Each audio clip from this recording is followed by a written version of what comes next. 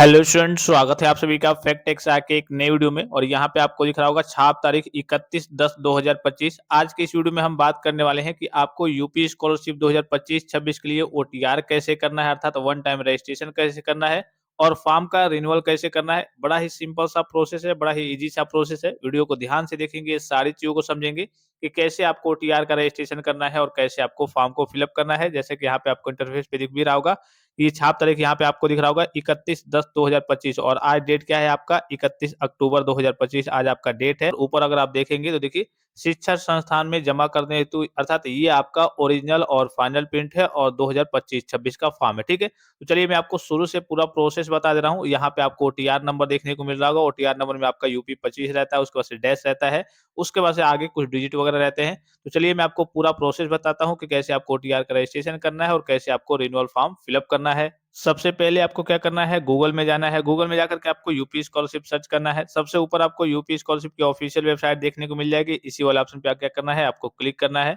जैसे इस पे क्लिक करेंगे आपके सामने यूपी स्कॉलरशिप की ऑफिशियल वेबसाइट आपको देखने को मिल जाएगी, ओपन हो जाएगी। अब यहाँ पे कई सारे ऑप्शंस आपको देखने को मिलेंगे। जब भी आप मोबाइल फोन से करिए ओटीआर करने आएंगे या फिर फॉर्म का रिन्यूअल करने आएंगे, तो यहाँ पे थ्री डॉट का ऑप्शन देखने को मिल रहा होगा, इस पे क्लिक करके और यहाँ पे देखिए एक ऑप्शन आपको देखने को मिल जाएगा डेस्कटॉप साइड। इसको आपको ऑन कर लेना है, अर्थात इनेबल कर लेना है। ठीक है, उसके बाद से देखिए यहाँ पे कई सारे ऑप्शंस आपको देखने को मिलेंगे। इसी में नीचे आएंगे तो एक ओटीआर का ऑप्शन आपको देखने को मिल जाएगा। यहाँ पे आपको दिख रहा होगा ओटीआर यानी कि वन टाइम रजिस्ट्रेशन शैक्षिक सत्र 2025-26, यानी कि इस बार से कहिए कि नया नियम आया है, नियम लागू हुआ है। पहले आपका ओटीआर नहीं होता था। शैक्षिक सत्र 2025-26 से उत्तर प्रदेश छात्रवृत्ति पोर्टल पर ओटीआर अनिवार्य कर दिया गया है। कृपया सभी छात्र छात्राएं पहले ओटीआर करें, उसके पश्चात ही छात्रवृत्ति के लिए आवेदन कर सकेंगे।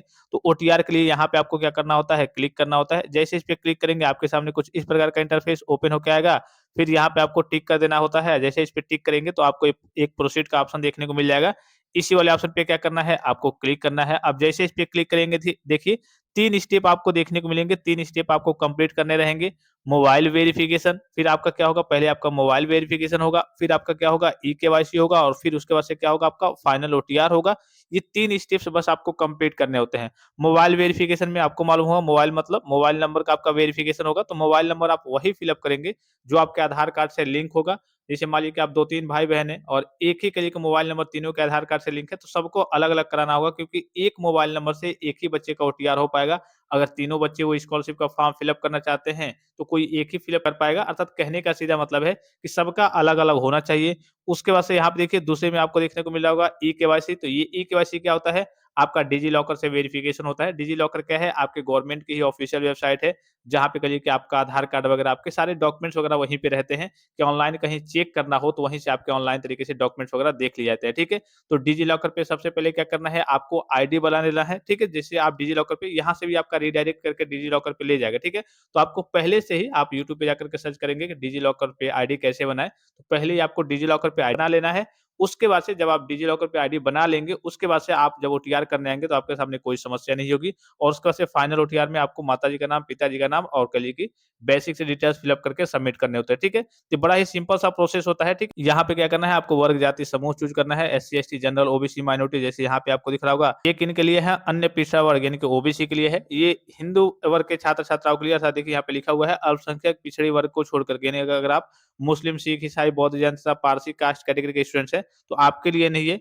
ये आपका एससी के लिए है, एसटी के लिए है, अल्पसंख्यक वर्ग के लिए ये है, अर्थात मुस्लिम, सिख, ईसाई, बौद्ध, जैन तथा पारसी कास्ट कैटेगरी अगर आप स्टूडेंट्स हैं तो आपके लिए ये वाला है और जनरल के लिए ये वाला है। ठीक है, तो जनरल में देखिए, जनरल में जो हिंदू कास्ट कैटेगरी के बच्चे हैं उनके लिए है।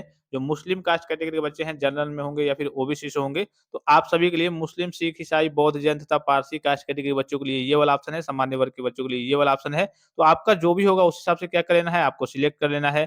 यहाँ पे आपको मोबाइल नंबर फिलअप करना है और यहाँ पे देखिए ये जो कैप्चा दिख रहा होगा, इस कैप्चा को यहाँ पे फिलअप करके जनरेट ओटीपी वाले ऑप्शन पे आपको क्लिक करना है। कुछ बच्चों के सामने समस्या आ रही है, कह रहे हैं कि सर मेरे मोबाइल नंबर पे ओटीपी नहीं जा रहा है, तो आप मॉर्निंग के टाइम में ट्राई करेंगे तो आपका ओटीआर का रजिस्ट्रेशन हो जाएगा। ठीक है, ज्यादातर क्योंकि दिन में कहिए कि सर्वर वगैरह डाउन रहता है, तो आप मॉर्निंग के टाइम में ट्राई कीजिए, आपका हो जाएगा। अदरवाइज़ देखिए बहुत सारे बच्चों का नहीं हो रहा है, वी आर सॉरी की समस्या लास्ट में जब फाइनल ओटीआर हो रहा है, लास्ट में वी आर सॉरी की समस्या देखने को मिल रही है, तब भी आपको घबराना नहीं है। अभी वेबसाइट में कई कई सारी समस्याएँ हैं, आपको ट्राई करते रहना है और ज़्यादातर आपको मॉर्निंग में ट्राई करना है, ठीक है? तो ओटीआर कैसे करना है, उस वीडियो का फुल वीडियो का लिंक मैं आपको इसी वीडियो के डिस्क्रिप्शन बॉक्स में क्या कर दे रहा हूँ, सबसे ऊपर दे रहा हूँ। उस पे क्लिक करके आप ओटीआर कर लेंगे। बड़ा ही सिंपल सा प्रोसेस है। मैंने आपको कई सारे वीडियो प्रोवाइड किए हैं और या फिर आप यूट्यूब पे जाकर के ऐसे भी सर्च कीजिए कि यूपी स्कॉलरशिप ओटीआर रजिस्ट्रेशन कैसे करें बाय फैक्ट एक्सा, तो फ्रेश और लाइव वीडियो देखने को मिल जाएगा, ठीक है?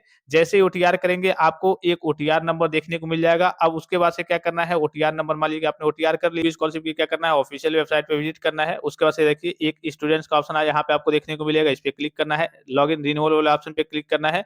अब जो भी क्लास होगा, जो भी कोर्स होगा, उस हिसाब से आपको सिलेक्ट करना है। यहाँ पे जो पहला वाला ऑप्शन दिख रहा होगा, ये कक्षा 10 के बच्चों के लिए है, ये 12 के बच्चों के लिए है, ये आपकी यूजी, पीजी और डिप्लोमा के बच्चों के लिए, अर्थात ऐसे के लिए अगर आप कोई भी कोर्स करते हैं, जैसे BA, BSc, MA, MSc, BCom, MCom, DElEd, ITI, polytechnic, BTech, BEd, nursing, BCA, MCA, LLB, तो सबके लिए तीसरा ऑप्शन है और चौथा ऑप्शन भी पोस्ट मैट्रिक के बच्चों के लिए है, लेकिन अदर स्टेट वाले बच्चों के लिए है।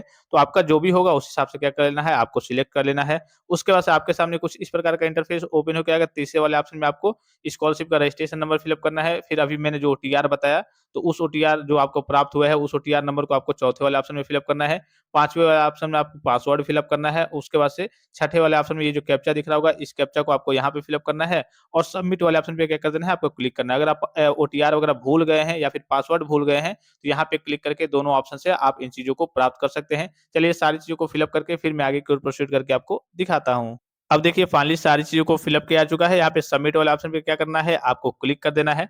अब देखिए जैसे ही आपने सही तरीके से डिटेल्स वगैरह फिलअप किया होगा, रजिस्ट्रेशन नंबर, पासवर्ड और ओटीआर वगैरह, तो आपका फॉर्म क्या हो जाएगा, लॉगिन हो जाएगा। यहाँ पे आपको देखने को मिल जाएगा कि 2025-26 का फॉर्म है, अर्थात इस बार का फॉर्म है और रिन्यूअल का फॉर्म है। यहाँ पे सारे स्टेप्स क्या होंगे, आपके ग्रीन टिक होंगे। अब क्या करना है, यहाँ पे आपको 3 पैरेलल लाइन पे क्लिक करना है। जैसे इस पे क्लिक करेंगे, आपको कुछ नहीं करना है, इसमें फॉर्म में कुछ करना ही नहीं, ठीक है? ये सारे ऑप्शंस आपके पहले से ही कंप्लीट होंगे। यहाँ पे एक समस्या आपको देखने को मिल सकती है इनकम सर्टिफिकेट को लेकर के, कि बच्चे कहते हैं कि सर मेरा बीच में एक्सपायर हो गया है। एक्सपायर हो गया है, आपको घबराने की जरूरत नहीं है, उसी इनकम सर्टिफिकेट के बेस पे आपका काम चल जाएगा, आपका पैसा आ जाएगा। जिन बच्चों ने अपने नाम का लगा दिया है, तो जब भी वो डॉक्यूमेंट्स कॉलेज में सबमिट करेंगे, अपने गार्डियन के नाम का लगा देंगे। ऑनलाइन तरीके से कोई आपको करेक्शन करने का यहाँ ऑप्शन नहीं मिलेगा। रिन्यूअल में कोई ऑप्शन आपका ओपन होगा ही नहीं। आपको क्या करना है, इसी में सबसे नीचे की ओर स्लाइड करना है। सबसे नीचे एक ऑप्शन आपको देखने को मिल जाएगा, संस्था हेतु आवेदन प्रिंट कर, ठीक है? ये सारे ऑप्शंस आपके ओपन नहीं होंगे, केवल फ्रेश वाले बच्चों में ओपन होते हैं कि हाँ, आप जाँच कर लीजिए।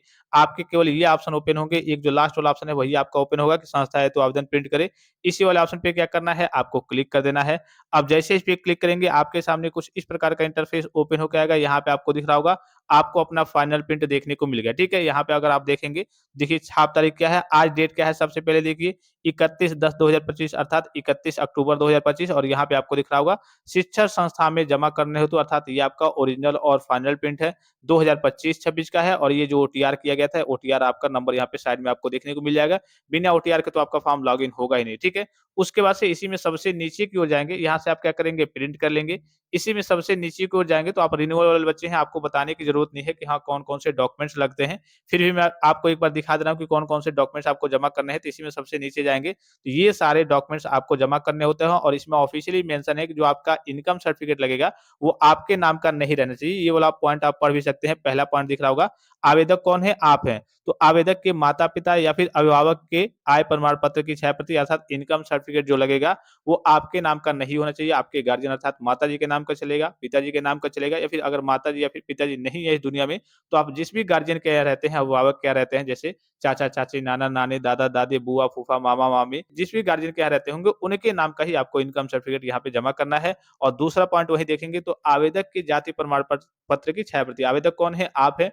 जाति प्रमाण पत्र आपके नाम का रहेगा, लेकिन इनकम सर्टिफिकेट आपके गार्डियन के नाम का जारी हुआ होना चाहिए, आपके नाम का नहीं होना चाहिए। ये सारे डॉक्यूमेंट्स आपको लास्ट डेट से पहले ले जाकर के क्या करना होता है, कॉलेज में सबमिट करना होता है। तो यही इस बार का आपका रिन्यूअल का प्रोसेस है, काफ़ी सिंपल सा प्रोसेस है, काफ़ी ईज़ी सा प्रोसेस है। आई होप कि ये वीडियो आपको काफ़ी ज़्यादा हेल्पफुल और इन्फॉर्मेटिव लगा होगा और किसी प्रकार का संदेह हो, कोई भी जानकारी चाहिए तो आप कमेंट बॉक्स में कमेंट करके पूछ सकते हैं। फिलहाल इस वीडियो में इतना ही, इजाज़त दीजिए। धन्यवाद। Thanks for watching. मिलते हैं नेक्स्ट वीडियो में।